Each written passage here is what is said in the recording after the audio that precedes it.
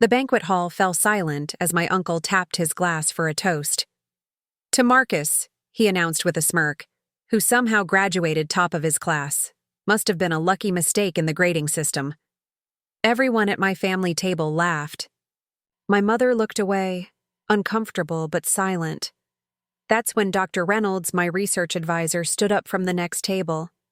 "Actually," she said firmly, "Marcus earned the highest GPA in department history and received 3 academic awards no other student has won simultaneously." The laughter died instantly. I stared at my plate, heart pounding, as years of diminishment and doubt crystallized in that single defining moment. Before we jump back in, tell us where you're tuning in from. And if this story touches you, make sure you're subscribed, because tomorrow I've saved something extra special for you. Preparing and narrating this story took us a lot of time, so if you are enjoying it, subscribe to our channel. It means a lot to us. Now back to the story. Growing up in Cedar Falls, Iowa was like living inside a snow globe, picturesque on the outside, but impossibly contained.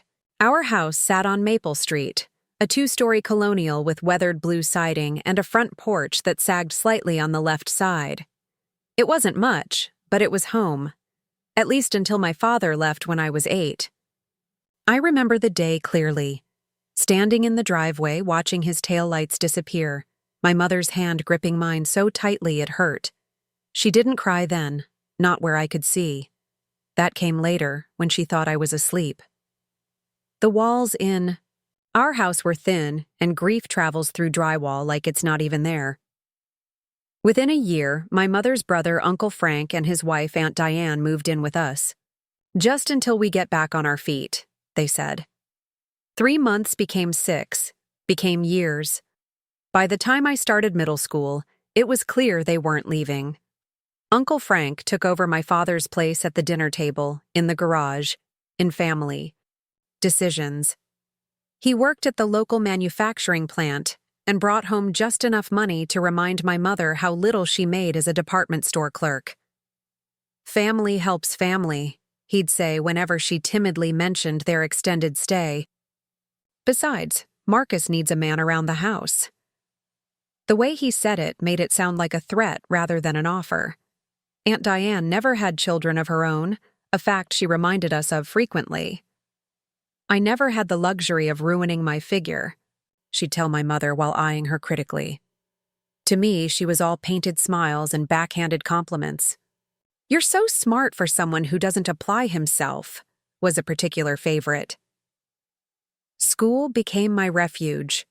While Uncle Frank dominated our home life with his booming voice and rigid rules, I discovered I had a gift for mathematics and science.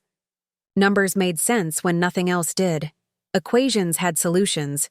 Problems could be solved. Mrs. Harrington, my 6th grade math teacher, was the first to notice. After I finished a test in half the allotted time, she gave me extra problems to work on.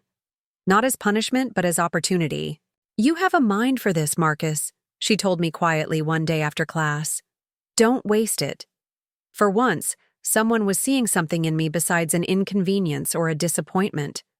I worked harder, stayed later, asked for more challenges.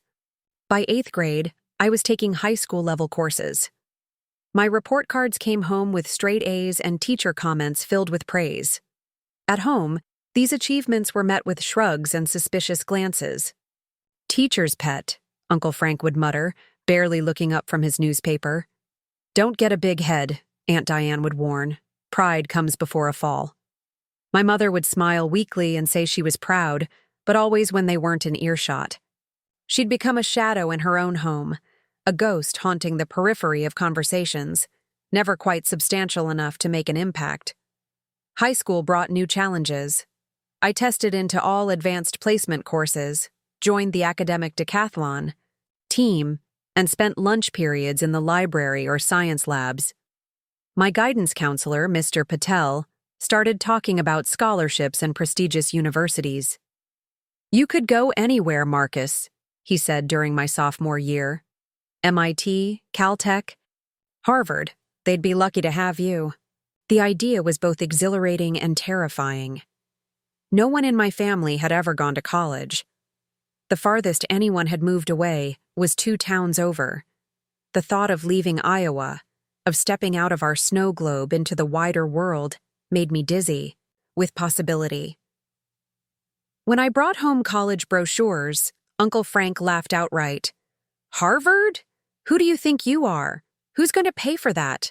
Certainly not me, and your mother can barely keep the lights on." He tossed the glossy pamphlets onto the kitchen table. "Besides, people like us don't go to places like that. We work with our hands, not our heads." "But I could get scholarships," I argued. "Mr. Patel says—" "Mr. Patel doesn't know what it's like in the real world," he interrupted. "He fills kids' heads with garbage dreams that never pan out." That night, I found my mother in the kitchen long after everyone had gone to bed. She was staring at the college brochures, running her fingers over the embossed logos. "I want you to go," she whispered when she saw me. "Your father was smart, too, but he never—" She trailed off, shaking her head. "Don't let Frank get in your head. You're meant for more than Cedar Falls." It was the most she'd said about my future in years.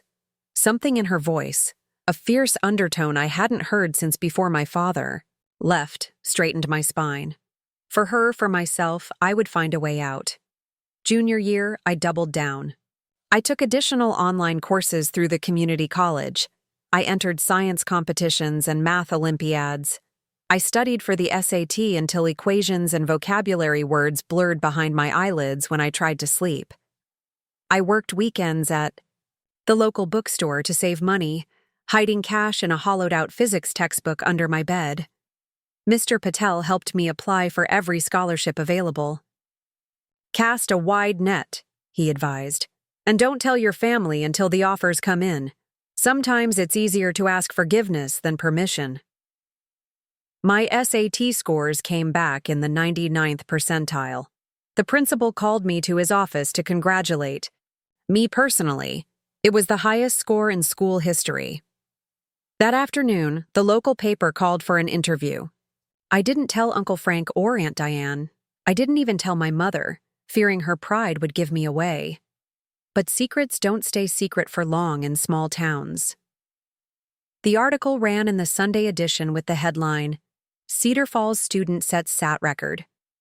There was a photo of me, awkwardly smiling in front of a bookshelf, and a quote from the principal calling me the brightest student to ever walk our halls.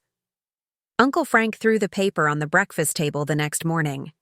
"Famous now are we? Too good for the likes of us regular folks?" "I didn't ask them to write that," I said quietly, staring at my cereal. "Humble too," Aunt Diane sneered. "I'm sure all this attention won't go to your head." My mother said nothing, but later slipped the article into her purse when she thought no one was looking. The scholarship offers started arriving in spring of senior year. Full rides to MIT, Stanford, Princeton. Prestigious summer research opportunities. Invitations to honors programs. Mr. Patel helped me navigate the avalanche of options, explaining terms like stipend and grant that were foreign to me. I chose MIT, the furthest from Iowa both geographically and culturally. When the thick acceptance package arrived, I waited until Uncle Frank and Aunt Diane were out before showing my mother. "Full scholarship," I explained, pointing to the relevant paragraph. "Room, board, books, everything. You won't have to pay a dime." She hugged me then, tight and desperate. "Your father would be so proud," she whispered against my hair. "I'm so proud." Of course, I had to tell them eventually. I chose a Friday night when Uncle Frank was in a good mood after his bowling league had won their tournament. I laid out the acceptance letter, the scholarship information, the brochures about campus life. "I'm going to MIT in the fall," I said, trying to keep my voice steady. "Full scholarship." The silence that followed was thick enough to choke on. "Massachusetts?" Uncle Frank finally said, like the word itself was profane. "What kind of ungrateful nonsense is this? After everything we've done for you." "Frank," my mother cut in, her voice uncharacteristically firm, This is an incredible opportunity for Marcus. Opportunity? Aunt Diane laughed, the sound like glass breaking. To become some stuck-up know-it-all who thinks he's better than his family. He'll come crawling back when he flunks out after the first semester. I won't flunk out, I said quietly. There it is, Uncle Frank said, pointing an accusatory finger at me. The arrogance. Think you're so special because some fancy school fell for your act. Well, nobody's going to hold your hand there. Nobody's going to care about your perfect test scores when real life comes knocking. I looked at my mother, silently pleading for support. She met my eyes briefly, then looked away. Maybe, she started, voice wavering. Maybe you should consider somewhere closer to home. The community college has good programs. Mom, I said, the word catching in my throat. She wouldn't look at me. Uncle Frank had won, as he always did. That night, I called Mr. Patel from the payphone outside. The gas station, rain soaking through my jacket as I explained the situation. Come to my office tomorrow, he said firmly. We'll figure this out. The next day, Mr. Patel introduced me to Dr. Reynolds, an MIT alumna who had returned to Cedar Falls to care for her aging parents. She was teaching physics at the community college while conducting remote research for her former department. Marcus, she said, shaking my hand firmly. Mr. Patel tells me you're something of a prodigy. I blushed, uncomfortable with the praise. I just work hard. Hard work and natural talent, the best combination. She smiled. I'd like to help you navigate this transition. MIT can be overwhelming even without family complications. Over the next few months, Dr. Reynolds became my mentor and advocate. She helped me secure additional funding for expenses beyond the scholarship. She connected me with other first-generation college students who had made similar journeys. She even offered me a place to stay during breaks when returning to Uncle Frank's house would be too difficult. Most importantly, she helped me find my voice, the courage to stand firm in my decision despite my family's disapproval. Your success doesn't diminish them, she explained. Though they may feel that way, their limitations aren't yours to carry. Graduation approached with a strange mix of finality and anticipation. I was valedictorian, with the highest GPA in our school's history. The ceremony would include a formal dinner for graduates and their families, with speeches and awards. I hadn't planned to invite Uncle Frank and Aunt Diane, but my mother insisted. They're still family, she said, though her voice lacked conviction. And I can't come alone.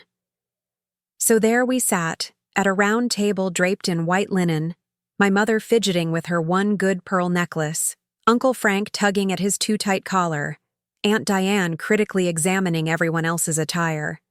Dr. Reynolds was seated at the adjacent table with other faculty members, catching my eye occasionally with an encouraging smile. The principal announced my name for the valedictorian award, followed by the news that I had received a special commendation from the governor for my academic achievements.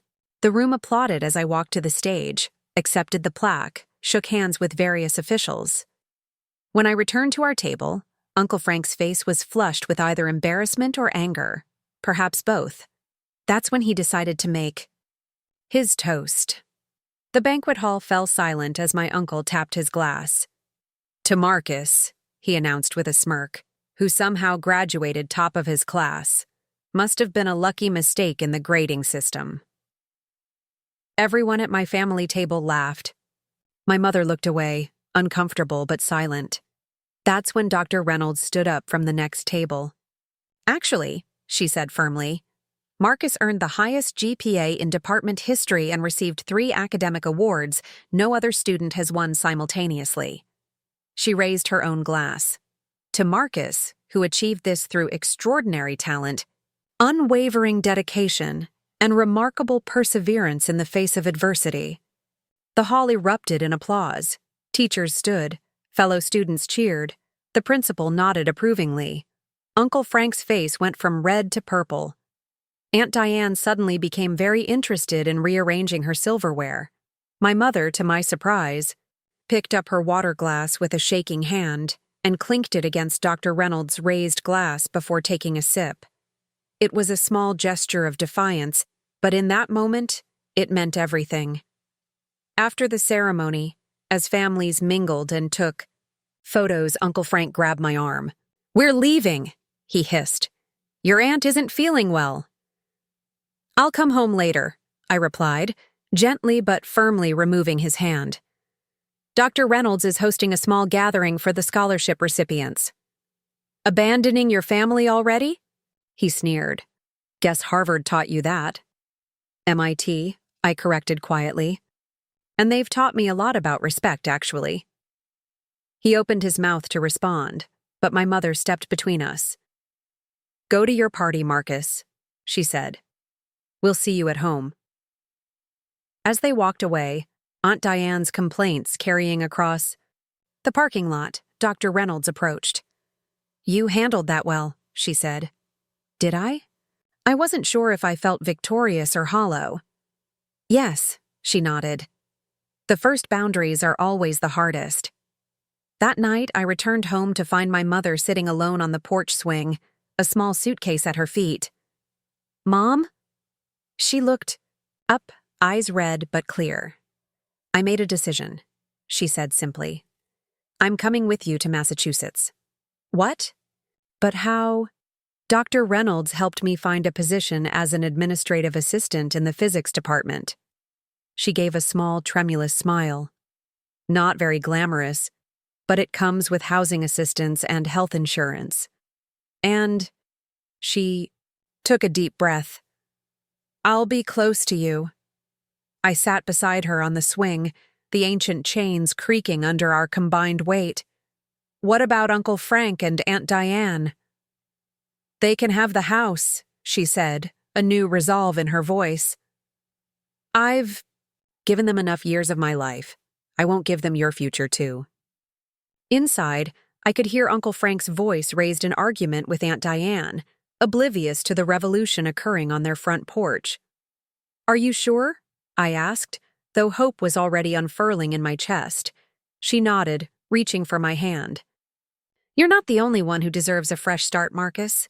3 months later, we stood together on the MIT campus, surrounded by Gothic buildings and brilliant minds, both terrified and exhilarated by the possibilities stretching before us.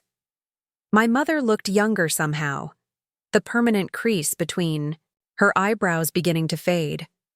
"Ready?" she asked, squeezing my hand like she had all those years ago in the driveway, watching my father leave. But this time, we weren't being left behind. We were moving forward, together. "Ready," I confirmed, and we stepped into our new life. Moving to MIT was like stepping into another dimension.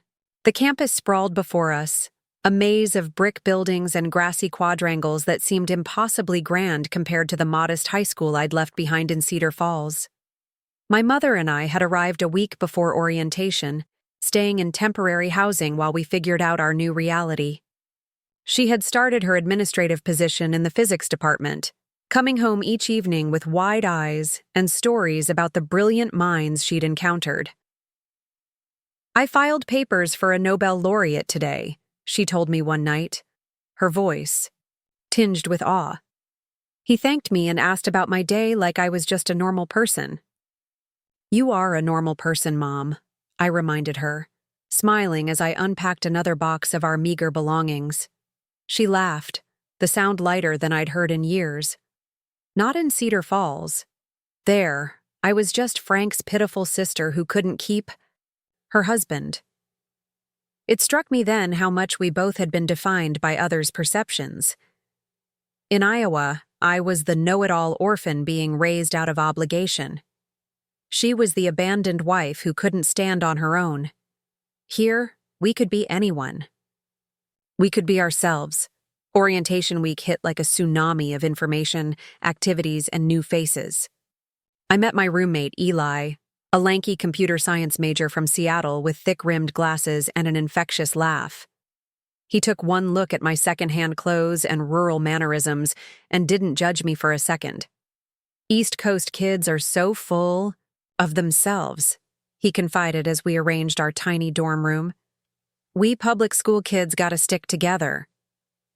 The classes were unlike anything I'd experienced before.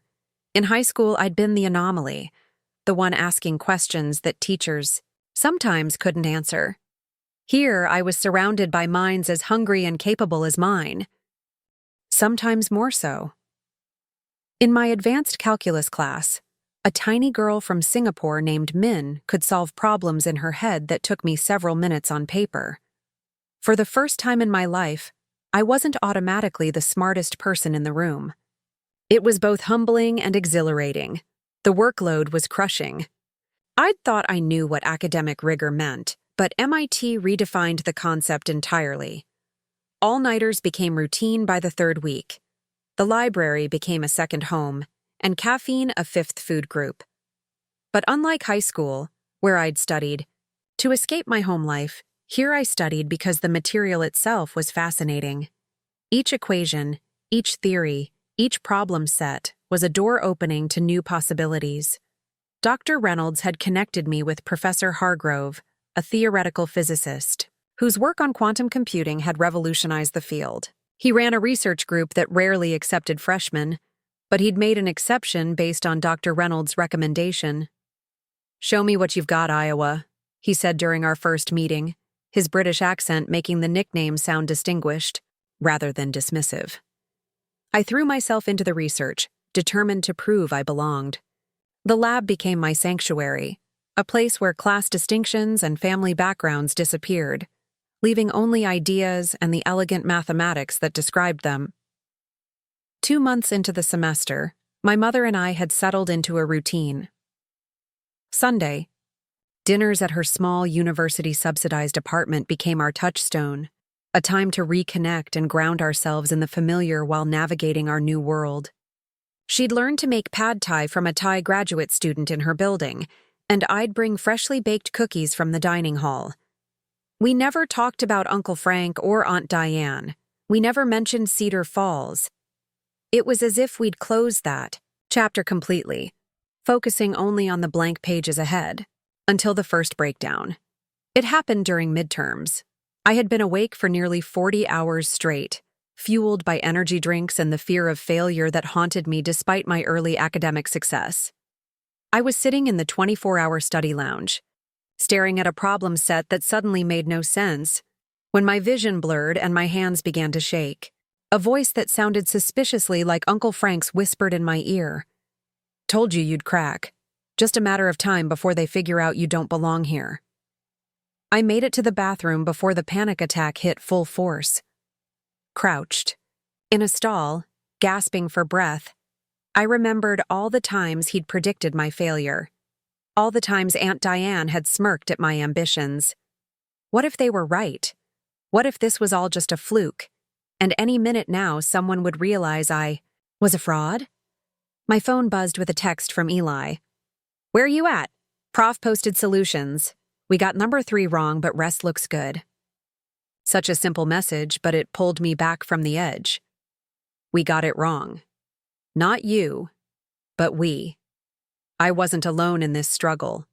I splashed water on my face, took a deep breath, and went back to work. These episodes became less frequent, but never quite disappeared. The imposter syndrome, I learned it was called. Many of my classmates felt it too, even Min from Singapore, even the legacy students whose parents had graduated from MIT decades earlier. The difference was that they didn't have the echo of actual voices telling them they didn't belong. I never told my mother about these moments of doubt. She had her own struggles adapting to our new life, and I didn't want to add to her burdens. But she must have sensed something because she started leaving little notes in my laundry or study materials, simple encouragements like, "You've got this," or "So proud of you." Winter break loomed like a question mark. Most students were heading home, but we had no home to return to, not really. Dr. Reynolds had offered her guest room in Cedar Falls, but the thought of being so close to Uncle Frank and Aunt Diane made my stomach clench. Professor Hargrove solved the dilemma by inviting me to a quantum computing conference in San Francisco. Bring your mother, he added casually. The department can arrange for her accommodation as well, as she's staff. The conference was transformative, not just because of the cutting-edge research presented, but because I watched my mother bloom in the California sunshine, away from the shadows of Cedar Falls. She attended public lectures, asked intelligent questions, and made connections with administrative staff from universities around the world. "I've been thinking," she said on our last night, as we sat on a bench overlooking the Golden Gate Bridge, "about going back to school myself." I turned to her, surprised. "Really?" She nodded, a tentative smile playing at her lips. "I never finished my associate's degree. When I met your father, I was studying library science. I loved it. You never told me that." "There's a lot I never told you," she said quietly. "After your father left, and especially after Frank and Diane moved in, it just seemed easier to make myself small, to want less." I reached for her hand. "You should do it. MIT has a tuition assistance program for staff," she continued, as if she'd been rehearsing this. "I could take classes part-time. It would take years, but you'd be doing it," I finished for her. "Just like I am." When we returned to campus for spring semester, there was a new determination in both of us. My mother enrolled in evening classes at the community college, starting with the basics she'd need to eventually transfer to a 4-year program. I doubled down on my research with Professor Hargrove, whose quantum computing project was gaining attention in the field. Spring brought new challenges. The novelty of MIT had worn off, revealing the grind beneath the prestige. I watched several talented classmates drop out, unable to handle the pressure or the perfectionism the institution seemed to demand. I understood the temptation. There were days when the sheer volume of work seemed impossible, when my brain felt like it had reached capacity. On those days, I'd walk along the Charles River, watching the rowing teams practice their synchronized movements, the rhythm of the oars slicing through water, the coxswain's steady commands. It reminded me that difficult things could be mastered through practice and teamwork. I wasn't rowing alone. Uncle Frank called in March, the first contact since we'd left Iowa. My mother answered, her face tightening as she listened. "Frank needs money," she told me afterward, her voice flat. "He lost his job at the plant. Diane's hours at the beauty salon got cut. They're behind on the mortgage." I waited for her to say she'd sent them something. That family helps family. Instead, she shook her head. "I told him I couldn't help, that we're on a tight budget ourselves." She looked down at her hands. "He called me selfish. Said I owed them after everything they did for us." "You don't owe them anything," I said fiercely. "They lived rent-free in your house for years." "I know that logically," she sighed, "but it's hard to break the pattern of always giving in, always being the one who sacrifices." 2 days later, a small envelope arrived at my dorm. Inside was a check for $500 and a note in Aunt Diane's handwriting. "For your education. Don't tell your mother." I stared at it, baffled. Was it a genuine gesture of support? A manipulation tactic? A way to create division between my mother and me? I shredded both the check and note without cashing it. Whatever game they were playing, I wanted no part of it. Finals approached with the inevitability of a freight train. The campus hummed with anxiety as students crammed information and survived on minimal sleep. I had the additional pressure of presenting my research at an undergraduate symposium. Professor Hargrove had been pushing me to publish our findings, a rare honor for a freshman. "You've got the mind for this work, Marcus," he told me during a late-night lab session. "You see connections others miss." The symposium presentation went better than I could have hoped. Standing before a room of professors and fellow students, I explained our approach to quantum error correction with a confidence I didn't know I possessed. The questions afterward were challenging but respectful. I was being taken seriously as a researcher, not humored as a precocious kid. Afterward, Professor Hargrove introduced me to representatives from major tech companies and research institutions. "Remember these faces," he murmured as we moved through the reception. "They'll be offering you jobs in a few years." My mother sat in the back row during my presentation, beaming with unconcealed pride. She had taken the afternoon off work and dressed in her nicest outfit, a simple blue dress she'd bought for the occasion. Seeing her there, I realized we had both changed since leaving Cedar Falls. She stood straighter, smiled more, spoke her mind. The fearful woman who had let her brother dictate her life was fading, replaced by someone stronger and more self-assured.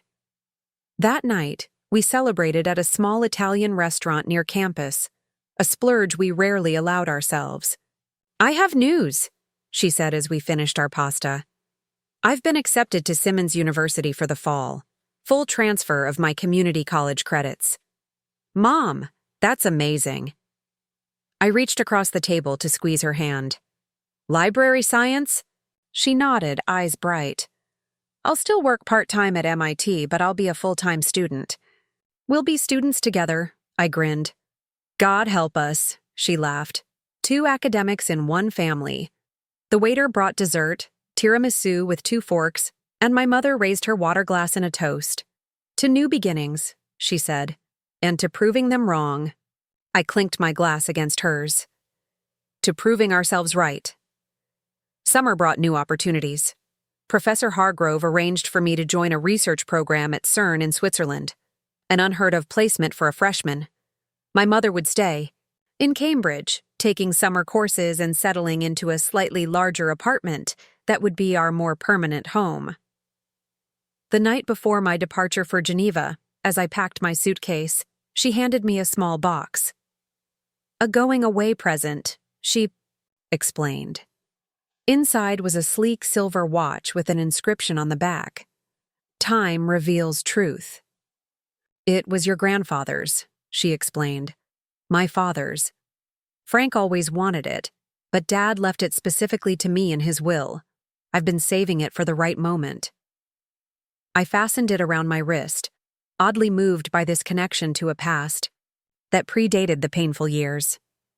"Thank you," I said simply. "I have something else for you," she added, handing me an envelope. Inside was a letter, handwritten on plain stationery. "I want you to read this when you're feeling discouraged or overwhelmed," she said, "which will probably happen about week 2 at CERN." She was right. The research facility was intimidating, in its scope and brilliance. Scientists from around the world, many with decades of experience, worked on problems that made my MIT coursework seem elementary by comparison. My fellow summer students included PhD candidates and postdocs. At 19, I was by far the youngest. Dr. Kaplan, my supervisor, was a theoretical physicist whose work I had studied reverentially. In person, she was both more brilliant and more human than I had imagined. A tiny woman with wild gray hair who wore the same style of sneakers I did and swore creatively in multiple languages when experiments failed. "You're the MIT prodigy," she said when we were introduced, studying me over the rim of her coffee cup. "Hargrove says you're the real deal." "I'm just a student," I replied, suddenly feeling every bit the imposter Uncle Frank had predicted I would be. "We're all just students," she shrugged. "The universe is the teacher. Let's see what you've got." What I had, it turned out, was a fresh perspective that sometimes compensated for my lack of experience. Where the older researchers were occasionally constrained by established paradigms, I asked questions that veered into unexpected territory. Most were dead ends, but occasionally one would lead to a productive detour. "That's the advantage of youth," Dr. Kaplan told me after one such instance. "You haven't learned what's supposedly impossible yet." 3 weeks into the program, faced with a particularly frustrating problem and a bout of homesickness, I remembered my mother's letter. Sitting on the edge of my dormitory bed, I unfolded the pages I'd tucked into my laptop case. "Dear Marcus," it began, By now, you're probably wondering if you made a terrible mistake, if you're actually as smart as everyone seems to think, or if this is all an elaborate misunderstanding that will end with you being sent home in disgrace. I know this because I've watched you your whole life. From the time you were small, you've held yourself to impossible standards. You've always been your own harshest critic. When you were 7, you tore up a drawing because the perspective wasn't quite right, though it was better than anything I could have done. When you were 12, you stayed up all night redoing a science project that was already exceptional because you thought it could be perfect. What you don't see, what you've never been able to see, is how extraordinary your ordinary is. The questions you ask, the connections you make, the depth of your understanding. These things are special, Marcus. Not because some test said so or because MIT accepted you, but because they are fundamentally part of who you are. Frank and Diane never understood this. They feared it, I think. Excellence is threatening to people who have settled for less in their own lives. It was easier to tear you down than to face what your success said about their choices.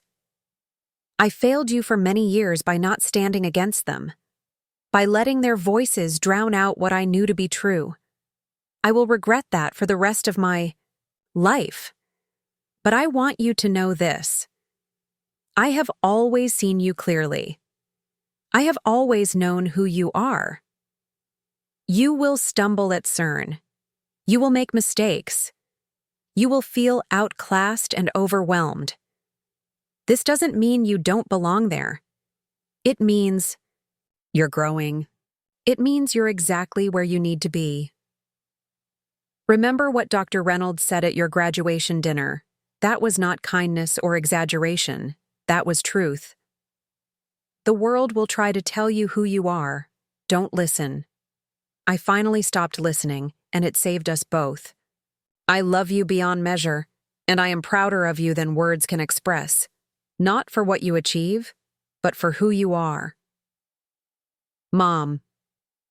I read the letter twice, then carefully folded it and placed it in my wallet. The next morning, I approached my research with renewed energy, asking questions that had previously seemed too basic or too audacious to voice. Some were met with patient explanations, others with genuine interest from the senior researchers. By the end of the summer program, I had contributed meaningfully to 2 projects and been invited to co-author a paper with Dr. Kaplan. As I packed to return to Cambridge, she handed me her card with a personal email scribbled on the back. "Keep in touch, Marcus from MIT," she said. "I expect to see your name on groundbreaking research within the decade." I returned to find my mother transformed. Her summer classes had gone well, and her confidence had grown exponentially. She'd painted the apartment in bright, cheerful colors and filled the bookshelves with texts on library science and information technology. She'd even started dating, cautiously, a professor from the English department who shared her love of classic literature. "Dr. Howard," she introduced him the first time I met him. "Call me James," he insisted, his kind eyes crinkling at the corners. He treated my mother with a respect that made my heart ache for all the years she'd gone without it. My sophomore year began with a sense of belonging I'd never experienced before. I knew the campus now, understood the rhythms of academic life, had friends and research partners and mentors. Eli and I chose to room together again, joined by a metallurgical engineering major named Dev who introduced us to Bollywood movies, and his mother's incredible homemade curry. The imposter syndrome still struck occasionally, but I'd learned to recognize it for what it was. Not truth, but echoes of old lies told by people whose limitations had nothing to do with my potential. When Uncle Frank's voice crept into my thoughts during difficult problem sets or research setbacks, I deliberately replaced it with my mother's words. "I have always seen you clearly." In November, we received an unexpected email from Aunt Diane. The house in Cedar Falls was being foreclosed on. Uncle Frank had been drinking heavily since losing his job. They were moving to Des Moines to live with Diane's sister. She didn't ask for money directly, but the implication hung between every line. Are you going to respond? I asked my mother, as we sat in her apartment staring at the screen. She considered this, her face thoughtful rather than fearful. I think I will, she said finally, but not the way they expect. She composed a brief, compassionate email. She expressed sympathy for their situation. She wished them well in Des Moines. She did not offer financial assistance or invite further communication. She signed it Caroline rather than Caro, the diminutive nickname Frank had always insisted on using. When she hit send, something shifted in the air between us. A chapter truly closed, not with anger or vindication, but with the quiet dignity of people who had moved beyond the story others had written for them. We're going to be okay, she said, half statement, half question. I looked at my mother, student, professional survivor, and at the life we'd built from the ashes of what we'd left behind. We already are, I told her, and for the first time, I completely believed it. Junior year at MIT unfolded with a rhythm I'd come to recognize. The frantic pace of classes, the late nights in research labs, the camaraderie of study groups fueled by pizza and desperation. But something had shifted. The constant need to prove myself, to justify my presence in these hallowed halls, had begun to fade. I belonged here. Not because of test scores or scholarships, but because this was where my mind came alive. Professor Hargrove had promoted me to lead researcher on our quantum computing project after our paper was published in the Journal of Quantum Information Processing, an achievement that sent ripples through the department. Freshmen weren't supposed to co-author papers in prestigious journals. Sophomores weren't supposed to lead research teams, but here I was, defying expectations once again. You're making waves, Iowa, Professor Hargrove told me during our weekly meeting, his British accent making everything sound more profound. The question is, are you ready for the attention that comes with it? I wasn't sure I was. Success at MIT was one thing. I'd grown accustomed to the academic pressure cooker. But now there were emails from tech companies offering summer internships, with staggering salaries, invitations to speak at conferences, a profile in the MIT Technology Review that called me the future of quantum computing. It was dizzying. My mother found it amusing. My son, the reluctant celebrity, she teased one Sunday evening as we prepared dinner in her apartment. She'd decorated the walls with framed photos of us in our new life, standing on the steps of the library, hiking in New Hampshire, celebrating her first straight-A semester at Simmons. Hardly, I protested, chopping vegetables with scientific precision. It's just academic politics. They like having wunderkind stories to tell donors. She gave me a look I'd come to recognize, half exasperation, half pride. When will you accept that you're exceptional? Not because of what others say, but because of what you do? It was a question I still struggled to answer. Growing up with Uncle Frank's dismissive predictions and Aunt Diane's backhanded compliments had embedded a peculiar form of doubt in my psyche. Not that I wasn't capable, I had sufficient evidence. To the contrary, but that my capability somehow wasn't truly mine. That it was luck or timing or other people's misplaced faith.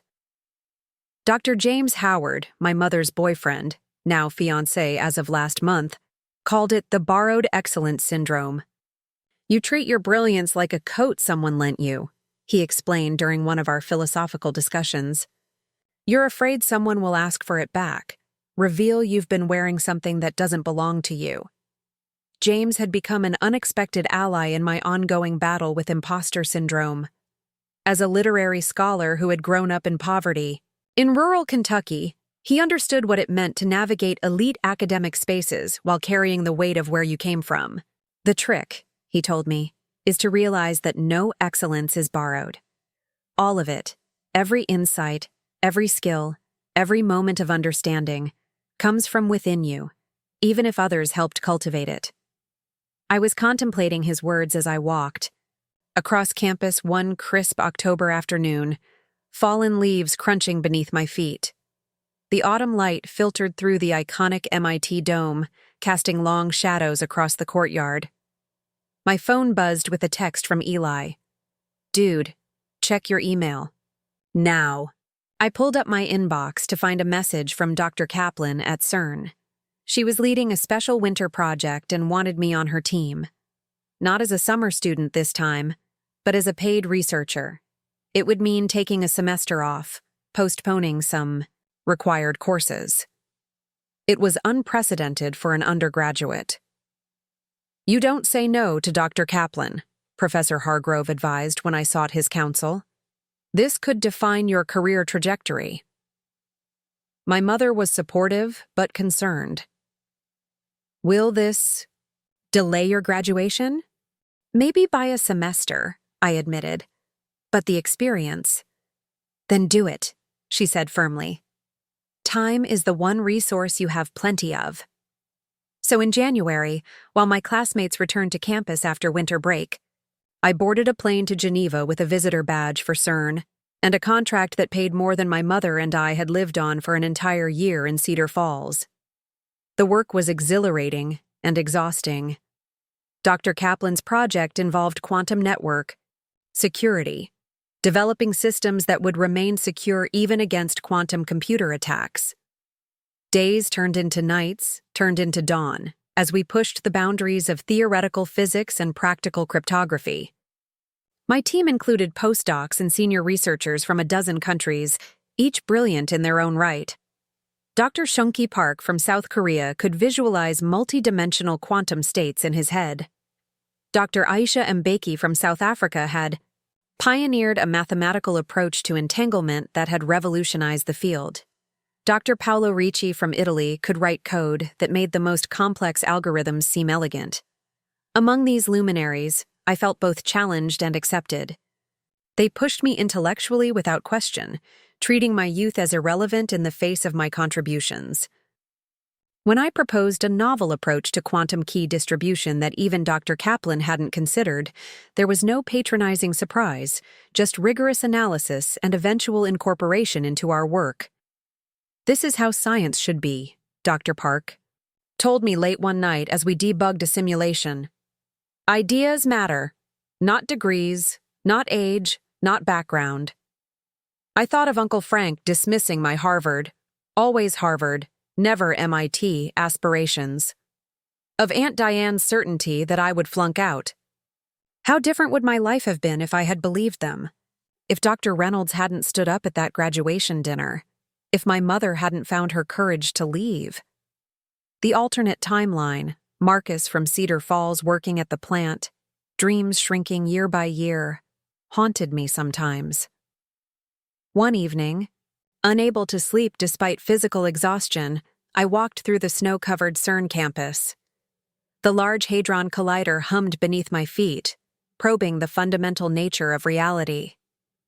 I thought about quantum superposition, how particles exist in multiple states simultaneously until observed. Perhaps we were all like that, existing in infinite potential states until someone's observation collapsed us into a single reality. Uncle Frank and Aunt Diane had observed me as doomed to failure. Dr. Reynolds, Professor Hargrove, Dr. Kaplan had observed me as destined for success. The difference lay not in me, but in what they were capable of seeing. I pulled out my phone and composed an email to Dr. Reynolds, something I did periodically to update her on my progress.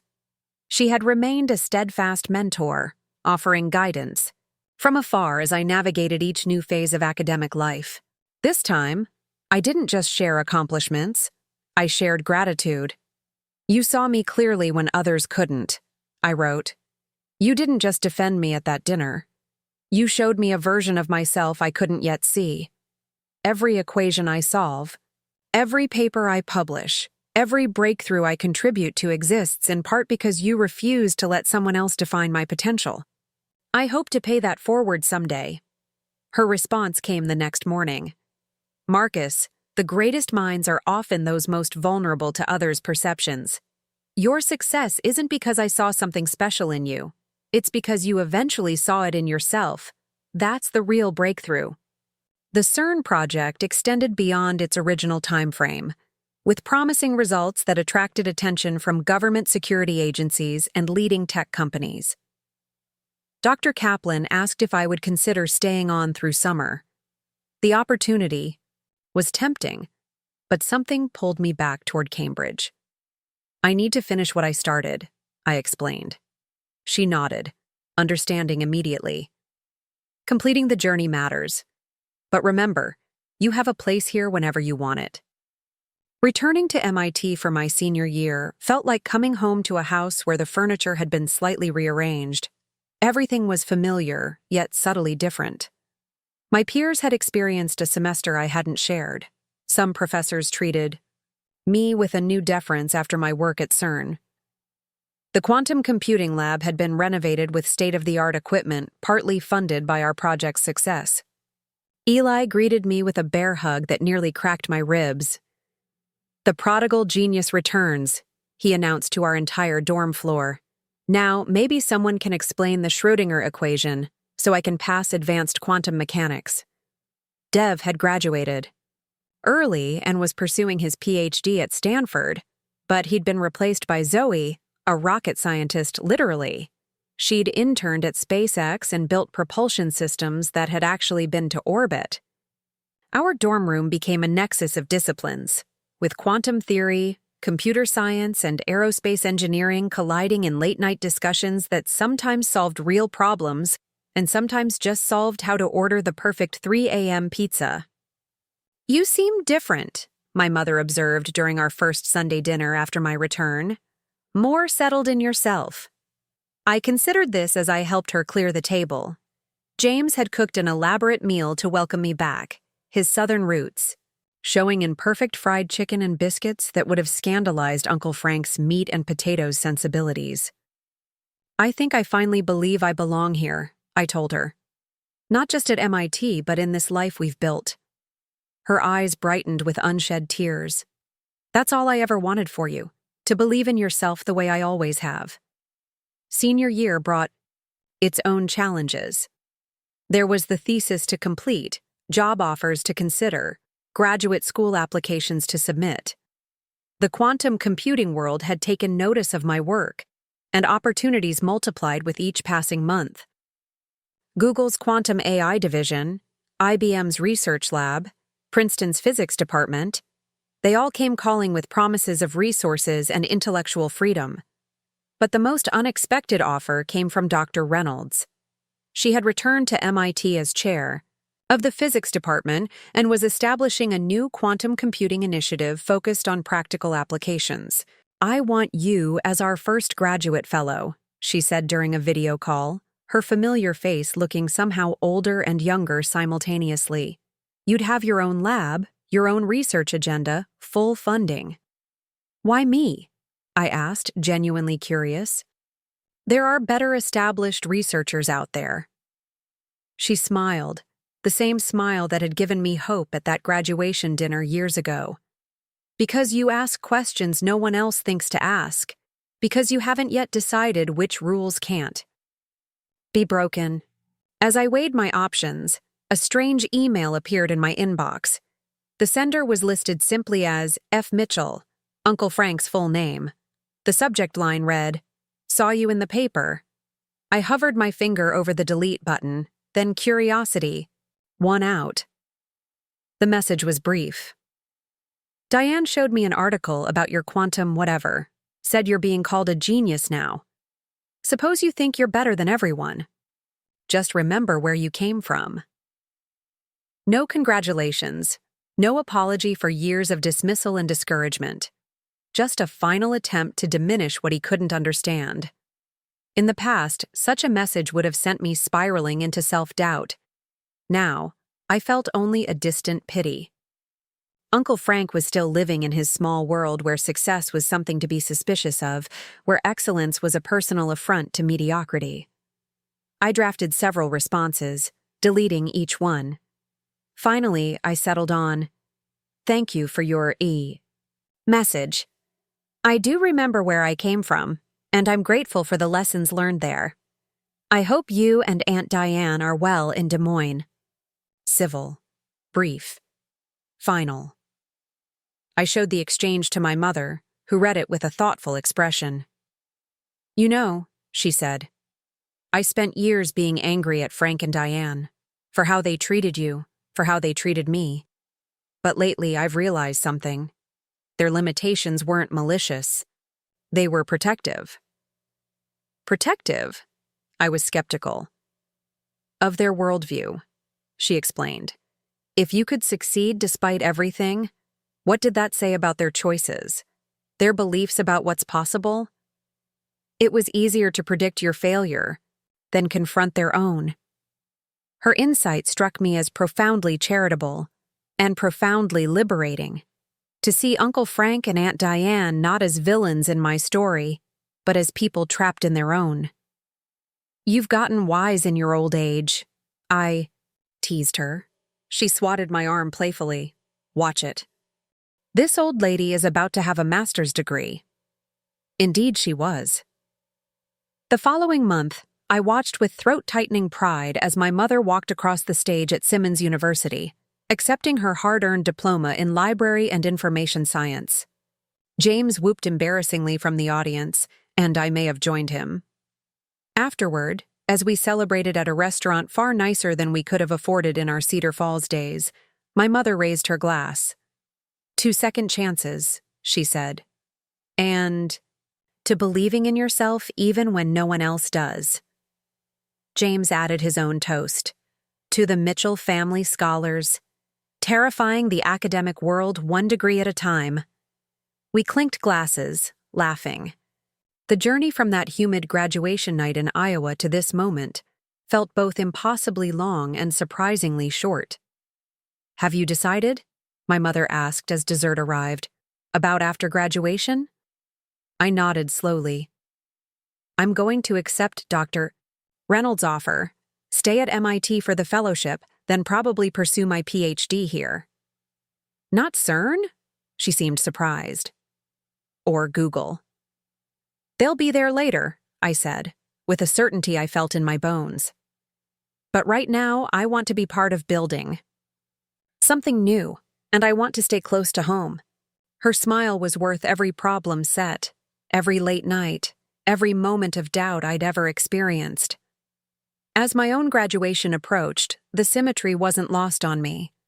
4 years earlier, I had sat through a ceremony listening to Uncle Frank's dismissive toast, crushed under the weight of others' perceptions. Now I was preparing to graduate summa cum laude from MIT, with job offers that would have seemed like science fiction to that boy from Cedar Falls. The week before commencement, Professor Hargrove called me into his office. His normally immaculate desk was cluttered with papers, and he looked unusually serious. I've just received word, he said without preamble. Our quantum security paper has been nominated for the Dirac Medal. I blinked, processing the information. The Dirac Medal was one of the highest honors in theoretical physics. It wasn't typically awarded to work involving undergraduates. That's amazing, I managed. It's unprecedented, he corrected. And it's primarily because of your contribution to the theoretical framework. The committee specifically mentioned the Mitchell-Kaplan theorem. My theorem, named after me. I felt a strange vertigo, as if the ground had shifted beneath my feet. The award ceremony is in Stockholm in September, he continued. You'll be expected to give a lecture. Stockholm, I repeated dumbly. Like, Sweden, Stockholm? He chuckled. The very same. I suggest you start working on your Swedish. I walked out of his office in a daze, crossing the campus that had become more home to me than that blue house on Maple Street ever had been. Students lounged on the grass, solving problem sets and debating theoretical physics as casually as others might discuss sports scores. A tour group of prospective students followed a backward-walking guide, their faces a mixture of awe and intimidation. I remembered being one of them, standing outside these buildings, wondering if I could ever truly belong among the brilliant minds inside. Now underclassmen asked for my help on problem sets. Professors cited my work in their lectures. The path from outsider to insider had been so gradual I'd hardly noticed it happening. My phone buzzed with a text from my mother. "Dinner tonight?" James wants to practice his speech for the English Department Awards. Such a normal message. Such an extraordinary life we'd built. I texted back, "Yes, but I have news. Big news." Her response came immediately. "Good news or need ice cream news?" I smiled at my phone. Stockholm news. Later that evening, as we celebrated with champagne James had been saving for a special occasion, my mother asked a question that caught me off guard. "Are you happy, Marcus? Not successful, I know you're that. But happy?" I considered it seriously, looking around the cozy apartment filled with books and love and second chances. "I'm happy," I said, surprising myself with how true it felt. Not because of Stockholm or fellowships or theorems, but because we didn't let them define us. We rewrote our story. She nodded, understanding completely. That's the real achievement. Everything else is just details. The morning of MIT's commencement dawned clear and bright, the May sunshine warming the campus. I dressed in the traditional regalia, feeling slightly ridiculous in the flowing black robe, but understanding the importance of rituals that connect us across generations. As a top graduate, I would be seated on the stage with university officials and distinguished guests. Dr. Reynolds would be there too, having returned to her alma mater for the ceremony. My mother and James had front row seats, having arrived hours early to secure the prime location. The ceremony proceeded with academic precision, speeches about the future, acknowledgement of achievements, the formal conferring of degrees. When my name was called to receive the physics department's highest honor, the applause seemed to swell beyond what a single graduate should receive. I later learned that Professor Hargrove had quietly spread the word about the Dirac Medal nomination, turning my walk across the stage into something of a physics celebrity moment. Dr. Kaplan had flown in from CERN as a surprise, joining the ovation. At the reception afterward, as we navigated the crowd of proud families and relieved graduates, I introduced my mother to everyone who had shaped my MIT journey. Professors, classmates, lab partners, mentors. She shook hands and accepted congratulations with the quiet dignity that had always been her hallmark, even in our darkest Cedar Falls days. Dr. Reynolds found us by the refreshment table, her face almost maternal in its pride. "I've been waiting 4 years to say this properly," she said, raising her glass of punch. "To Marcus, who didn't just graduate top of his class, but who showed us all what determination looks like. No lucky mistake about it." My mother's eyes shimmered with tears as she raised her own glass. "To Marcus, who taught me how to be brave." James added, "To Marcus, who never let anyone else write his story."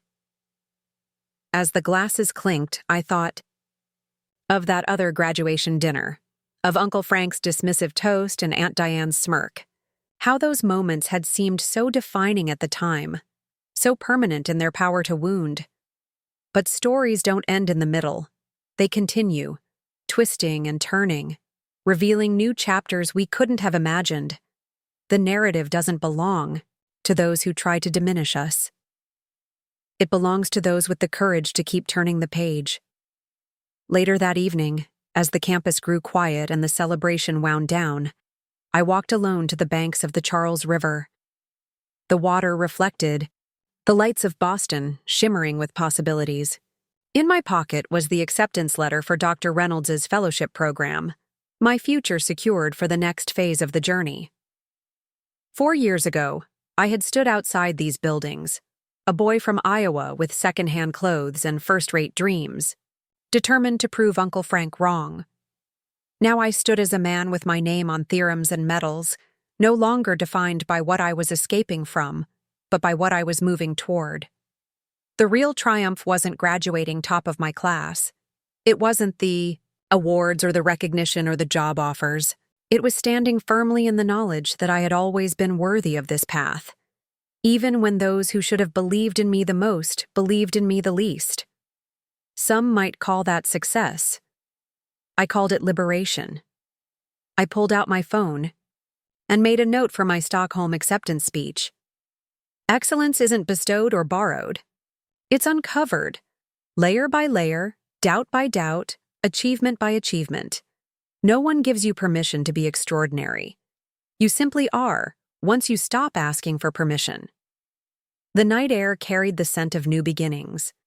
I breathed it in deeply, grateful for the journey, excited for what lay ahead. The quantum universe I studied taught that observation changes reality, that nothing is fixed until measured. Perhaps the greatest measurement was the one we finally take of ourselves, when we at last observe our own potential without the distorting lens of others' limitations. I had measured myself at last, and found that I was, indeed, exactly where I belonged. 5 years after MIT graduation, I stood at the podium in Stockholm's concert hall, the weight of the Dirac medal around my neck catching the light as cameras flashed. The journey from that small blue house in Cedar Falls to this iconic stage felt surreal, like I was simultaneously living my life and watching it unfold from a distance. The audience before me included Nobel laureates, pioneering researchers, and dignitaries from around the world, all gathered to celebrate breakthroughs in theoretical physics. Among them sat my mother and James, their faces glowing with pride. Quantum computing began as a theoretical curiosity. I began, my voice steadier than I felt. Today, it stands at the threshold of transforming how we process information, secure our data, and understand reality itself. The Mitchell-Kaplan theorem demonstrates that quantum encryption can remain secure even against quantum decryption attempts, a paradox that has profound implications for information security in the coming decades. As I walked the audience, through the technical aspects of our discovery, I caught Dr. Kaplan's eye in the front row. She gave me a subtle nod, our private acknowledgement of how far we'd come since those intense months at CERN. Now she was my colleague, not just my mentor, as we co-directed the quantum security initiative spanning MIT, CERN, and Google's quantum AI division.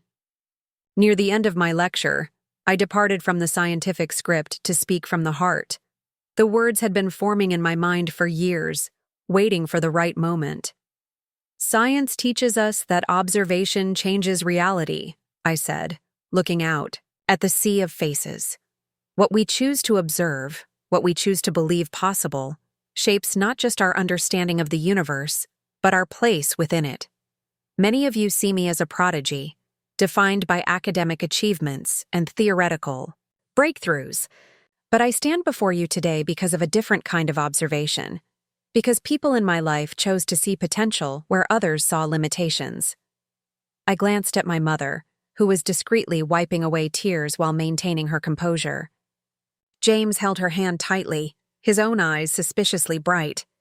When I was 17, at my high school graduation dinner, my uncle raised his glass and announced to everyone that my academic success must have been a lucky mistake in the grading system.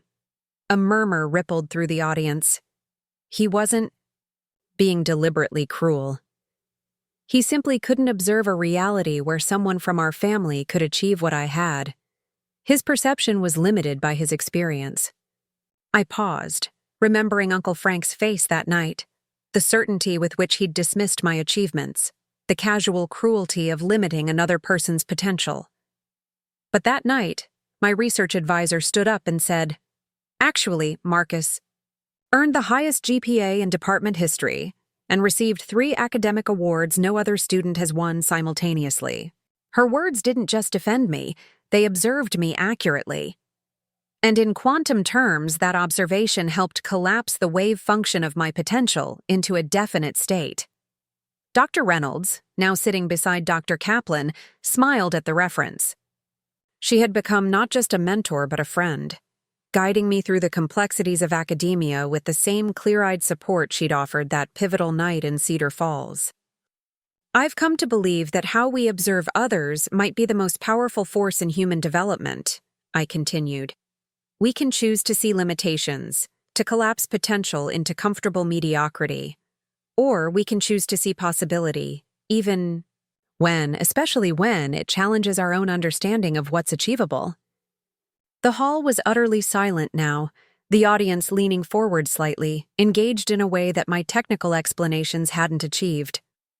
The Mitchell-Kaplan theorem may secure data in the quantum age, but the most important security we can offer each other is the security of being truly seen, not for who we've been or where we've come from, but for who we might become. The applause that followed wasn't the polite academic acknowledgement I'd expected, but something warmer and more genuine. As I stepped away from the podium, Dr. Kaplan whispered, "That wasn't just good physics, that was good humanity." The reception afterward was a blur of congratulations, introductions, and discussions about potential collaborations. Renowned physicists treated me as a peer rather than a wunderkind, a subtle but significant shift that acknowledged I had moved beyond early promise to established contribution. Late that evening, as the formal events concluded, my mother, James, and I walked through Stockholm's Old Town, the medieval streets glowing softly in the autumn twilight. We found a small cafe tucked away from the tourist areas, ordered hot chocolate, and finally had a moment to process the day's events. "I can't believe my son has a medal named after Paul Dirac," my mother said, shaking her head in wonder. "I had to Google who that was." "Only the pioneer of quantum mechanics," James teased her gently. "And apparently worthy of being on a medal around Marcus's neck," she replied, reaching across the table to squeeze my hand. "I'm so proud of you. Not for the medal or the fancy speech, though those were pretty impressive, but for who you've become through all of this." "Who we've both become," I corrected her. "I wouldn't be here if you hadn't found the courage to leave Cedar Falls, to start over when it would have been easier to stay." She nodded, acknowledging the truth of this. At 52, my mother had transformed from the timid woman who had let her brother dictate her life into someone confident and self-directed. Her master's degree had led to a position as head of digital archives at Harvard's Widener Library. She and James had married in a small ceremony last year, creating a family unit built on mutual respect and shared intellectual curiosity. "Have you heard anything from Frank or Diane recently?" James asked carefully. He knew the history, understood the complexity of those relationships. My mother shook her head. "Not since Frank's health scare last year. I sent a card and some money for medical expenses. Diane sent a thank you note. Very formal." "They know about today," I said. It wasn't a question. The Dirac medal had made international news, with several outlets emphasizing the small-town Iowa to Stockholm narrative that journalists found irresistible. "Probably," my mother acknowledged. "Whether they understand what it means is another question." "Would it matter if they did?" I asked, surprising myself with the question. After all these years, why did I still wonder about Uncle Frank's perception? Why did some small part of me still crave the validation he had always withheld? My mother considered this thoughtfully. "I think it would matter to them," she said finally. "To admit you've succeeded beyond anyone's expectations means admitting you were wrong. Some people find that impossible." James nodded. "The most powerful prison is the one we build for ourselves. Frank and Diane are still living in the worldview that kept them small. They can see your success, but they can't integrate it into their understanding without dismantling beliefs they've built their lives around." "That's surprisingly compassionate," I observed. "Understanding someone doesn't mean excusing them," James replied. "It just means seeing the whole picture." We fell silent, watching pedestrians pass outside the cafe window. Couples holding hands, families shepherding tired children, tourists consulting maps, each living in their own narrative, each shaped by observations they may not even recognize. "What's next?" my mother asked eventually. "After the Dirac medal, where do you go from there?" It was a question I'd been asking myself as well. At 28, I had achieved more than many physicists accomplish in a lifetime. The Mitchell-Kaplan theorem had applications beyond security, potentially revolutionizing quantum communications. Google had offered me a division to lead. MIT wanted me to establish a new research center. CERN had a permanent position waiting if I wanted it. "I'm thinking of taking a sabbatical," I said, the decision crystallizing as I spoke it aloud. 6 months or a year. There's a quantum research group in New Zealand doing fascinating work on quantum gravity.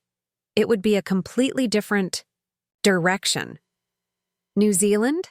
my mother repeated, surprised but not dismayed. "That's literally the opposite side of the world." "I think I need some distance," I admitted. "Not from you, but from expectations. From being Marcus Mitchell, quantum wunderkind. I want to remember what it feels like to learn something completely new, to struggle, to not have all the answers." James nodded approvingly. "The best teachers are eternal students." "Is this about teaching?" my mother asked perceptively.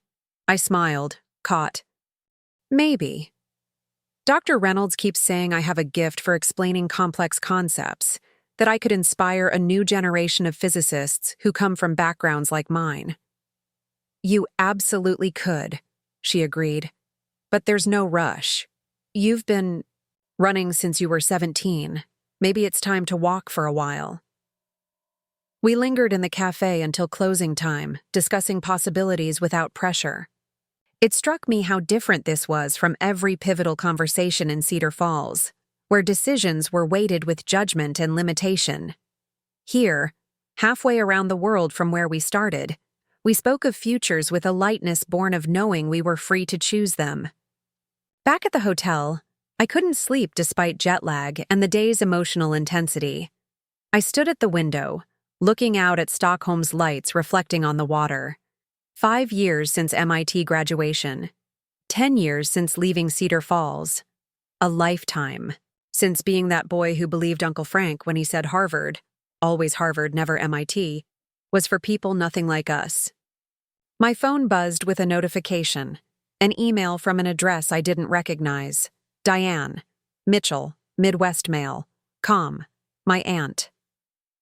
My finger hovered over the delete button, a reflex developed through years of protecting myself from their diminishment. But curiosity won out. I opened the message. "Dear Marcus, Frank won't admit it, but he watched the ceremony online. We both did. I don't pretend to understand what you've discovered or why it matters to those science people, but I wanted you to know that seeing you on that stage made me think about things differently. I'm sorry for how we treated you. It wasn't right. We were scared of a world bigger than Cedar Falls, and we tried to keep you scared too. That was wrong. Your mother looks well. I'm glad for her. For both of you. Diane." I read it twice, searching for the backhanded compliment, the subtle dig that had characterized our interactions for years. There was none. Just a simple acknowledgement that maybe, finally, she could see me, and perhaps herself, more clearly. I didn't respond immediately. I wasn't sure I would respond at all. But the message settled something restless inside me. Not because I needed their approval, but because it confirmed what I had come to believe. That perception can evolve, that people can grow beyond their limitations, that the stories we tell about ourselves and others are not fixed, but fluid. The next morning, the Swedish Academy hosted a brunch for medal recipients and their families. As we navigated the elegant buffet, I was approached by a young woman in her early 20s, dark-haired and intense. "Dr. Mitchell," she said formally, extending her hand. "I'm Sophia Anderson. I'm starting my PhD at Stockholm University in quantum information theory. Your paper on entanglement-based security was the reason I chose this field." I shook her hand, smiling at the formality. "Just Marcus is fine, and I'm glad the paper inspired you. What's your research focus?" Her eyes lit up as she described her proposed dissertation, a novel approach to quantum repeaters that could potentially extend quantum communication networks across continental distances. Her ideas were raw but innovative, coming at the problem from an angle I hadn't considered. "That's fascinating," I said, genuinely impressed. "Have you spoken with Dr. Kaplan? She's been working on something complementary." Sophia looked down, suddenly shy. "I tried earlier, but there were so many important people around her. I'm just a first-year student." The words echoed in my mind, just a first-year student, carrying the same self-diminishment I had once felt standing outside MIT's imposing buildings, wondering if I belonged there. "Come with me," I said, gesturing toward where Dr. Kaplan was chatting with a group of physicists. "Your idea deserves to be heard." As I introduced Sophia to Dr. Kaplan, watching the young researcher grow more animated as her ideas were taken seriously, I experienced a moment of perfect clarity. This, creating space for new voices, recognizing potential in unexpected places, was as meaningful as any theorem or medal. Dr. Kaplan must have noticed something in my expression. When Sophia stepped away to get her notebook, she raised an eyebrow at me. "Found your next act, Iowa?" I laughed at the nickname that had stuck through all these years. "Maybe. New Zealand first, then we'll see." She nodded approvingly. "The field needs people who can build bridges between theoretical and applied, between established researchers and new talent, between science and the public understanding of it. You have a gift for translation." "Translation," I repeated, liking the concept. "Helping people see possibilities they couldn't observe on their own." "Exactly," she agreed. "Like someone once did for you." The remainder of our time in Stockholm passed in a blur of seminars, interviews, and sightseeing. My mother and James flew home first, with promises to visit me in New Zealand. I stayed an extra week at the invitation of Stockholm University, giving guest lectures and meeting with graduate students, including Sophia, whose quantum repeater concept was rapidly evolving into a viable research proposal.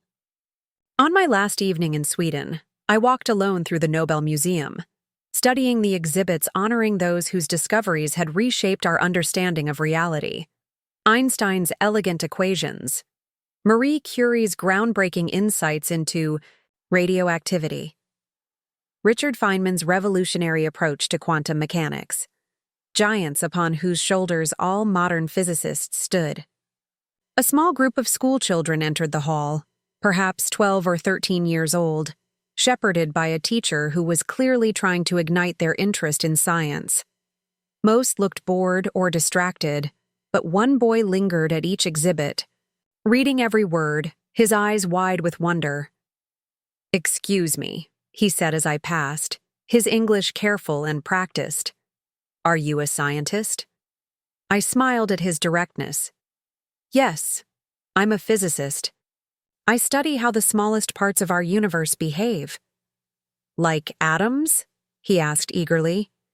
"Even smaller than atoms," I told him. "Subatomic particles and the strange rules they follow." He considered this with obvious fascination. "My teacher says I ask too many questions about space and atoms, that I should focus more on normal subjects." The parallel to my own childhood struck me forcefully. How many brilliant minds were out there right now, being told their curiosity was inconvenient, their questions excessive, their ambitions unrealistic? "Can I tell you a secret?" I asked, kneeling to meet his eyes directly. He nodded solemnly. "The most important discoveries in human history came from people who asked too many questions, who wouldn't accept that's just how it is as an answer, who looked at the world differently than everyone else." His face brightened. "Really?" "Really," I confirmed. "Every person in this museum was told at some point that their ideas were impossible or unnecessary or too complicated, but they kept asking questions anyway." "Marcus?" Sophia's voice called from across the hall. She was waiting to join me for a farewell dinner with the Stockholm University physics faculty. "Coming," I called back, then turned to the boy once more. "Never stop asking questions," I told him quietly. The universe belongs to the curious. As I walked away, I heard him immediately turn to his friend and begin an animated discussion in Swedish, his hands moving expressively as he tried to explain something complex and exciting. That night, as I packed for my flight to Auckland, I thought about circles and cycles, about the boy in the museum and my younger self, hungry for knowledge in a world that sometimes feared it, about Uncle Frank dismissing my potential and Sophia hesitating to approach Dr. Kaplan, about how observation shapes reality, not just in quantum physics, but in human development. I thought of Dr. Reynolds standing up at my graduation dinner, refusing to let someone else's limited perception define me. And now here I was, doing the same for others, observing possibilities where others might see limitations. Perhaps that was the real legacy of leaving Cedar Falls. Not the degrees or awards or theoretical breakthroughs, but the capacity to see potential clearly, in myself and in others. To create spaces where curiosity was celebrated rather than constrained. To understand that excellence isn't exceptional, but merely human potential fully expressed. I finished packing and sat at the hotel desk to write 2 emails before sleep. The first was to Sophia, recommending her for a summer position at MIT's Quantum Lab and offering to mentor her project remotely from New Zealand. The second was shorter, but in some ways more significant. Dear Diane, thank you for your message.